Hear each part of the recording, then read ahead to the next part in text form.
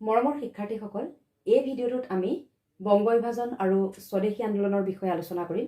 পাঠটোত দুটা চন উল্লেখ আছে নামটোতে, 1905 চনৰ পৰা 1911 চন। 1905 চনৰ 16 অক্টোবৰত বংগ বিভাজন কৰা হৈছিল আৰু 1911 চনৰ 12 ডিচেম্বৰত এই বংগ বিভাজন ৰদ কৰা হৈছিল। এই বংগ বিভাজনৰ সময়ত ভাইচৰয় আছিল লৰ্ড নেথানিয়েল কাৰ্জন আৰু এই বংগ বিভাজনক চিপাহী বিদ্ৰোহৰ পাছৰ আটাইতকৈ গুৰুত্বপূৰ্ণ ঘটনা হিচাপে অভিহিত কৰা হয়। 1885 চনত ভাৰতীয় জাতীয় কংগ্ৰেছ প্ৰতিষ্ঠা হৈছিল আৰু এই ভাৰতীয় জাতীয় কংগ্ৰেছ প্ৰতিষ্ঠাৰ পৰা বংগভংগলৈ অৰ্থাৎ 1905 চনলৈ এই সময়ছোৱাত জাতীয় কংগ্ৰেছত যিসকল উদাৰপন্থী নেতা বা নৰমপন্থী নেতা তেওঁলোকৰ প্ৰভাৱ বেছিকৈ পৰিলক্ষিত হয়। এই সময়ছোৱাত ভাৰতত জাতীয়তাবাদে গা কৰি উঠিছিল, জাতীয় জাগৰণ গঢ়ি উঠিছিল আৰু এই ক্ষেত্ৰত কংগ্ৰেছে, ভাৰতীয় জাতীয় কংগ্ৰেছে এটা গুৰুত্বপূৰ্ণ ভূমিকা গ্ৰহণ কৰিছিল। বিশেষকৈ ভাৰতীয় জাতীয় কংগ্ৰেছে সমগ্ৰ দেশখনক একত্ৰিত কৰিবলৈ সক্ষম হৈছিল আৰু এই গোটেই কথাবোৰৰ জাতীয়তাবাদ, এই জাতীয় জাগৰণ এইবিলাকৰ কেন্দ্ৰ আছিল বংগদেশ। এই বংগদেশত জাতীয় জাগৰণ বা জাতীয়তাবাদ গা কৰি উঠাৰ এটা কাৰণ আছে। তোমালোকে এটা কথা নিশ্চয় জানা যে কলিকতা, বোম্বাই আৰু মাদ্ৰাজ এইকেইখন ঠাইতেই ব্ৰিটিছে প্ৰথমে আহি খোপনি পুতিছিলহি আৰু এই ঠাইকেইখনতেই সেইকাৰণে প্ৰথমে আধুনিকতাৰ পৰশ পৰিছিল। কাৰণ এই ঠাইকেইখন সাগৰৰ পাৰত অৱস্থিত আৰু জল পৰিবহণৰ সুবিধা, ব্ৰিটিছ যিহেতু প্ৰথমে বেহা বেপাৰ কৰিবলৈ আহিছিল, গতিকে এই ঠাইকেইখন তেওঁলোকৰ বাবে যথেষ্ট সুবিধাজনক আছিল, যাৰ বাবে ইয়াত আহি তেওঁলোকে খোপনি পুতিছিলহি আৰু সেইবাবে এই ঠাইকেইখনতেই প্ৰথম আধুনিকতাৰ পৰশ পৰিছিল। বিশেষকৈ কলিকতাত সকলো ক্ষেত্ৰতে পাশ্চাত্যৰ প্ৰভাৱ পৰা পৰিলক্ষিত হৈছিল, শিক্ষা দীক্ষাৰ ক্ষেত্ৰত আগবাঢ়ি গৈছিল আৰু সেইকাৰণে যিটো জাতীয়তাবাদ বা জাতীয় জাগৰণো বংগদেশতেই গঢ়ি উঠিছিল। আৰু এই যি বংগদেশত জাতীয় জাগৰণ গঢ়ি উঠিছিল তাক লৈ ব্ৰিটিছ চিন্তিত হৈছিল আৰু ব্ৰিটিছে ভাবিছিল যদি ধৰ্মৰ ভিত্তিত বংগদেশক বিভাজন কৰা হয় তেতিয়াহ'লে এই জাতীয় জাগৰণ স্তিমিত হৈ পৰিব বা ইয়াক ধ্বংস কৰিব পৰা যাব।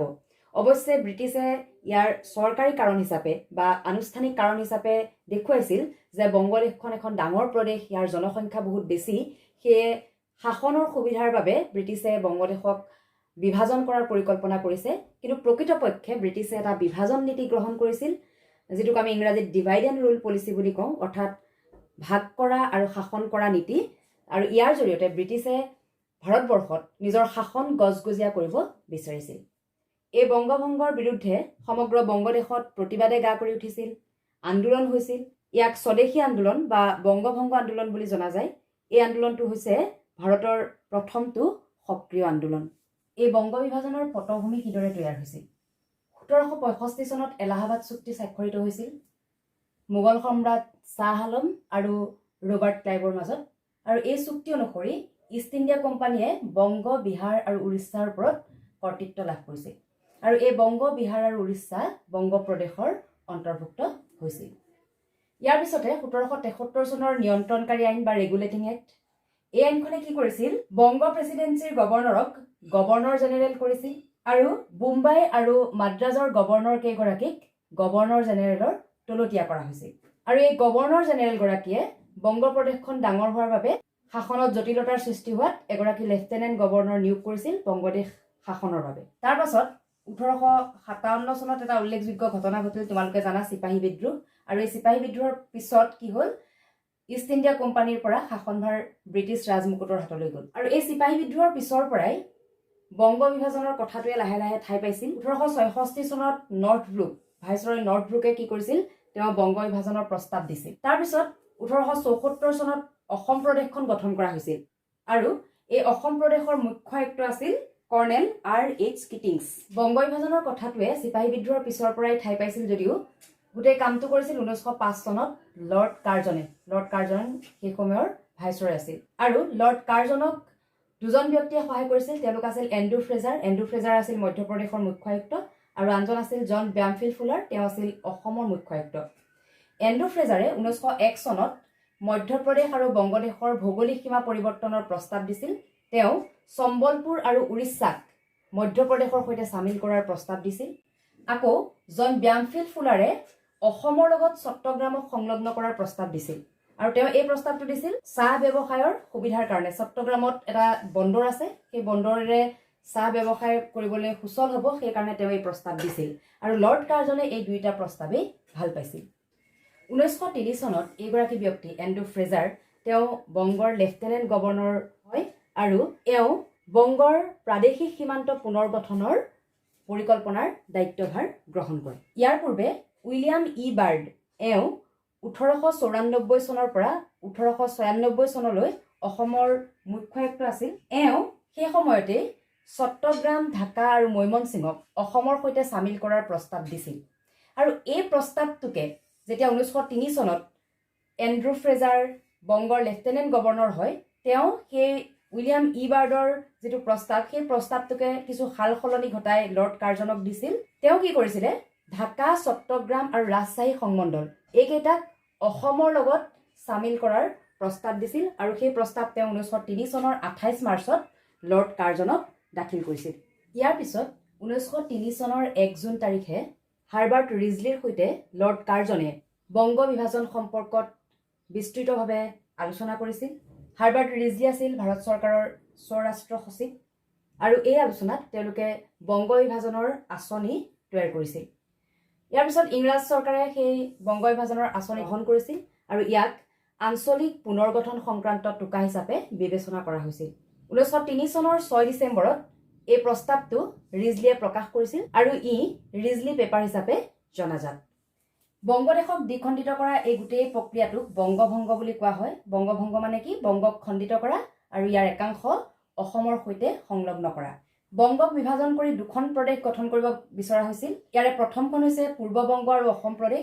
এই প্ৰদেশখন উত্তৰ আৰু পূব বংগৰ 15খন জিলাৰ সৈতে অসমক সংলগ্ন কৰি গঠন কৰিব বিচৰা হৈছিল ইয়াৰ ৰাজধানী হিচাপে প্ৰস্তাৱ কৰা হৈছিল ঢাকাক এই প্ৰদেশখনৰ জনসংখ্যা আছিল প্ৰায় 3 কোটি 10 লাখ ইয়াৰে 1 কোটি 20 লাখ মান হিন্দু লোক আৰু 1 কোটি 80 লাখ মান মুছলমান লোক আনহাতে বংগ প্ৰদেশৰ পশ্চিম খণ্ডৰ সৈতে বিহাৰ উৰিষ্যা আৰু চটনাগপুৰক সংলগ্ন কৰি আনখন বংগ প্ৰদেশৰ প্ৰস্তাৱ কৰা হৈছিল ইয়াৰ ৰাজধানী আছিল কলিকতা এই প্ৰদেশখনৰ জনসংখ্যা প্ৰায় 5 কোটি 40 লাখ ইয়াৰে 4 কোটি 2 লাখ হিন্দু লোক আৰু প্ৰায় 90,000 মান মুছলমান লোক এই প্ৰদেশখনত বঙালী লোকতকৈ বিহাৰী আৰু উৰিয়া লোক বেছি আছিল এই বংগ বিভাজনৰ উদ্দেশ্য কি আছিল ব্ৰিটিছে কৈছিল বংগ প্ৰদেশখন আকাৰত যথেষ্ট ডাঙৰ ইয়াৰ জনসংখ্যা বহুত বেছি আৰু সেই কাৰণে বংগ প্ৰদেশখন প্ৰশাসনৰ সুবিধাৰ বাবে বিভাজনৰ পৰিকল্পনা ব্ৰিটিছে কৰিছে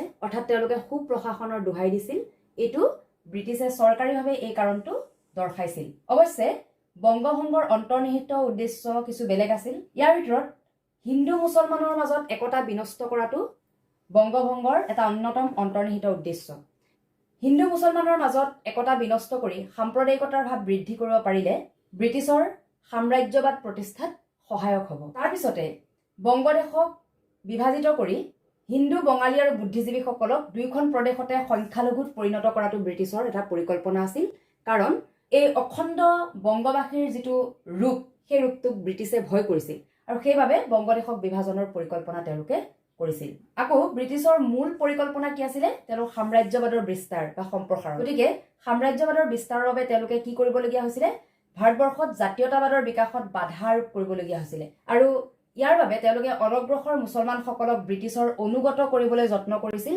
যাতে ভাৰতত সহজে একতা বিনষ্ট কৰিব পৰা যায় আৰু ইয়াৰ জৰিয়তে জাতীয়তাবাদৰ বিকাশত যাতে বাধা আৰোপ কৰিব পৰা যায় তাৰ পিছত 1905 চনৰ 2 ফেব্ৰুৱাৰী বংগভংগৰ প্ৰস্তাৱ ভাৰত সচিবলৈ প্ৰেৰণ কৰা হয় ভাৰত সচিব জন ব্ৰড্ৰিকে 9 জুনত এই প্ৰস্তাৱত অনুমোদন জনায় 19 জুলাইত 1905 চনৰ 19 জুলাইত ভাৰত ব্ৰিটিছ চৰকাৰৰ দ্বাৰা এই বংগভংগৰ পৰিকল্পনা প্ৰকাশ কৰা হয় আৰু 1905 চনৰ 1 ছেপ্টেম্বৰত এই গোটেই পৰিকল্পনাটো চৰকাৰীভাৱে ব্ৰিটিছে প্ৰকাশ কৰে আৰু ইয়াক কাৰ্যকৰী কৰা হয় 1905 চনৰ 16 অক্টোবৰত আৰু সেই দিনটোত বংগদেশৰ লোকসকলে বিশেষকৈ বংগভংগৰ যিসকলে প্ৰতিবাদ কৰিছিল সেইসকলে শোক দিৱস হিচাপে পালন কৰিছিল আনকি বংগদেশৰ বহু লোকে সেইদিনাখন ৰান্ধনীঘৰ বন্ধ ৰাখিছিল এই বংগভংগৰ প্ৰতিবাদ কল্পে 1905 চনৰ পৰা 1911 চনলৈ স্বদেশী আন্দোলন গা কৰি উঠিছিল বংগদেশৰ বিভিন্ন ঠাইত প্ৰতিবাদী সভা হৈছিল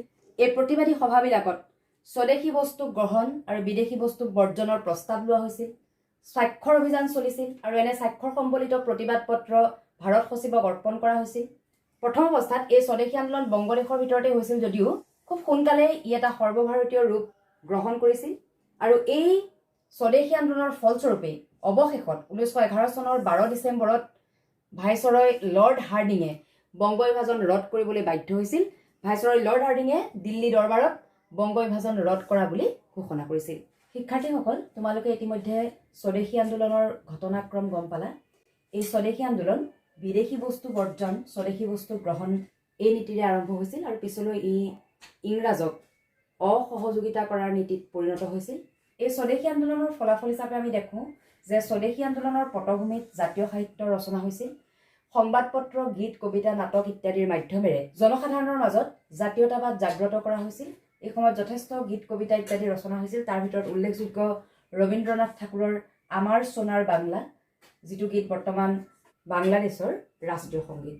ইয়াৰ পিছতে জাতীয় শিক্ষানুষ্ঠান গঢ়ি উঠিছিল, কাৰণ শিক্ষাৰ্থীসকলে বংগভংগৰ প্ৰতিবাদত চৰকাৰী শিক্ষানুষ্ঠানসমূহ ত্যাগ কৰিছিল আৰু ফলস্বৰূপে কিছুমান জাতীয় শিক্ষা প্ৰতিষ্ঠান যেনে বংগ জাতীয় বিদ্যালয়, বিহাৰ বিদ্যাপীঠ, সমৰ্থ বিদ্যালয়, গুজৰাট বিদ্যাপীঠ ইত্যাদি গঢ়ি উঠিছিল।